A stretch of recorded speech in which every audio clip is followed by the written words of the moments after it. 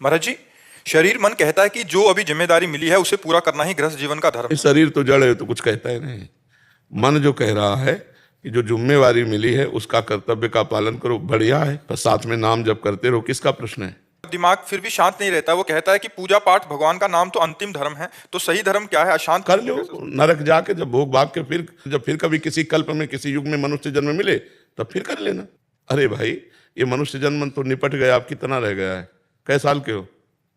42 साल। 42 साल। अगर मान लो हम इतना ही और प्लस करें तो अब डाउन वाला आएगा, ऊपर वाला तो नीचे गया, अब तो डाउन होने का आएगा। अगर अब 42 साल और जियो, आप मान लो हम करें कि इतना ही प्लस कर लो, क्या 42 सेकंड का भरोसा नहीं है। तो हमको वो समय बता दो जब भजन किया जाए।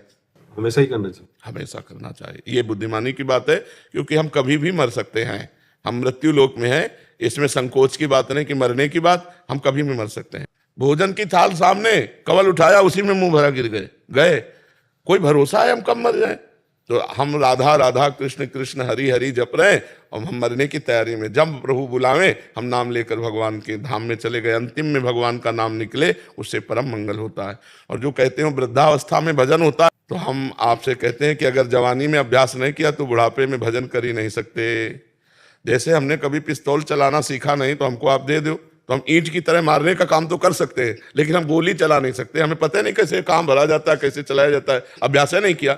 जब एक साधारण यंत्र पिस्तौल को चलाने के लिए अभ्यास की आवश्यकता है, तो असाधारण काम मन को भगवान में लगाने का अभ्यास नहीं किया तो बुढ़ापे में नहीं होता। फिर बुढ़ापे में वही होता जो जीवन भर किया है। जवानी में अभ्यास कर लो तो बुढ़ापे में हो जाएगा भजन, और जवानी में अभ्यास नहीं किया तो बुढ़ापे में भजन नहीं होने वाला। महाराज जी, क्या केवल भ्रांति है कि बुढ़ापे में भजन होना चाहिए? यहाँ भजन की कोई उम्र है? नहीं, भजन की कोई उम्र नहीं है। जब मरने की कोई उम्र नहीं तो भजन की क्या उम्र? कभी भी मरा जा सकता है। गर्भ में भी लोग मर जाते हैं, बच्चे मर जाते हैं, पैदा होके मर जाते हैं, 5 वर्ष के मर जाते हैं, 10 वर्ष के मर जाते हैं। तो जब होश संभर जाए उसी समय से भजन शुरू कर दो तो कल्याण हो जाएगा। राधा राधा अंदर से बोल रहे, पैसा लग रहा है क्या?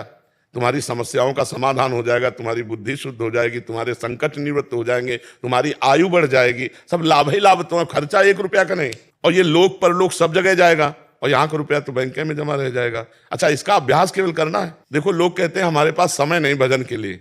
हम उनसे पूछते हैं कि 12 घंटा मेहनत करने वाला कोई बिरला ही होगा कि लगातार 12 घंटा मेहनत कर रहा है। हम आधा दिन दे देते हैं तुम्हें मेहनत के लिए 12 घंटा, 6 घंटा सोने के लिए दे देते हैं, 12 6 18, और 18 और 2 घंटे भोजन के लिए दे देते हैं, 18 और 2 20, अब बचे 4 घंटे। 1 घंटे मनोरंजन के लिए दे देते हैं, अब बचे 3। हम 12 घंटे मेहनत करने वाले की बात कह रहे हैं। 8 घंटे वैसे प्राय होते हैं, पर ओवर टाइम भी करता हो तो 12 घंटे।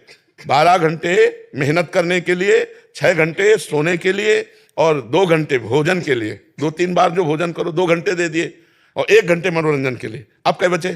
3 घंटे। 3 घंटे भजन कर लो, महात्मा हो जाओगे। हम कहते 12 घंटे बिल्कुल भजन न करो, 2 घंटे भोजन में लगा दो, 6 घंटे सोने में लगा दो, शेष जो बचा 1 घंटे मनोरंजन में लगा दो, 3 घंटे तुम भजन कर लो। लेकिन चाहे 10 घंटे ऐसे फालतू खर्चा हो जाए, 10 मिनट भजन में नहीं लगेंगे। और जब बात करो तो कहते हैं हम गृहस्थ हैं।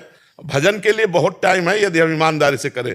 लोग गांव में बैठे ताश खेलते रहते हैं, बीच में हुक्का रख लिए पीते रहते हैं, प्रपंच की बातें करते रहते हैं। माया ऐसे समय को नष्ट कर रही है। अगर आप सावधानी से अपने समय का विभाग कर लें तो आपके लिए भजन के लिए बहुत टाइम है।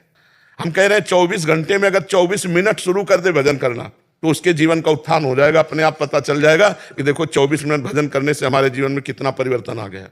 तो ये कोई न सोचे कि जवानी में भजन न करेंगे तो बुढ़ापा में नहीं, बुढ़ापे में फिर नहीं होने, प्रपंच ही होता है। अगर भजन जवानी में करके शांत नहीं किया तो बुढ़ापे में गंदी हरकत, गंदे चिंतन, गंदी बातें बनी रहेंगी, पक्का बनी रहेंगी। और इतने कितने ऐसे प्रमाण हैं जो बिल्कुल भजन नहीं करते, प्रपंच में लगे हुए अपना जीवन व्यतीत कर देते हैं। आप देख लो, सबके घरों में है। भजन उसी का होगा जो पहले भजन करता रहा है। नाम जप भी भजन ही, नाम जप ही भजन है, नाम जप ही भजन है।